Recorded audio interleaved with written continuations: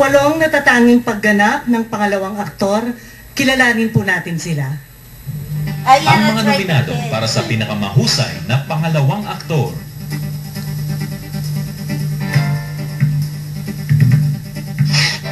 Rafael Rosel, Rome and Juliet. Hindi kaya siya selos? Sa'yo? Sa akin? Kakasal na tayo, Juliet. Hindi mo na kailangan. Alan Paule, Caleldo.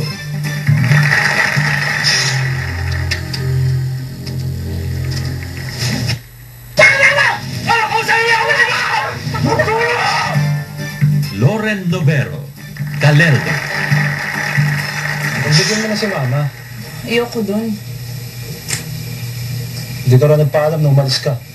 3 araw nakapatay ang cellphone mo? Nakakahiya maka-charge dun, no?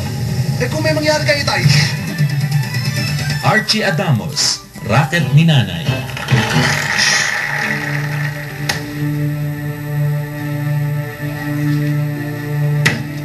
Ano ang problema niyo? Wala pa kayo alam gawin kundi pag-chismisa kami mag-asawa!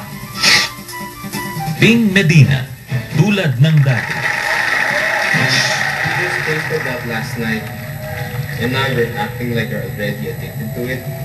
Ano ang gagawin if yung nawala ay hindi mahanap, hindi mapalitan, at hindi makalimutan? Epi Quizon, Rotonda. Alam mo, hindi kita matiis. Lalayasan kita. Alam mo,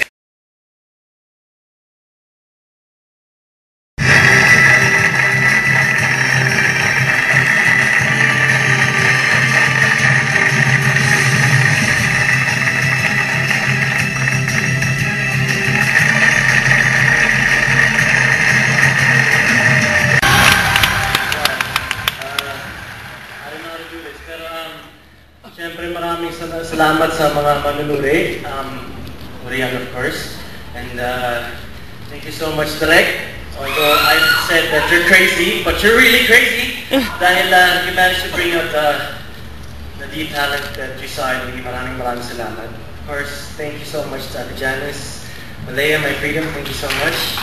And of course to my family, thank you so much. At siyempre sa lahat ng mga nare-recognize sa talent ko at nagsuporta sa mga pelikula. Mabuhay ang mga Filipino movies na lesson.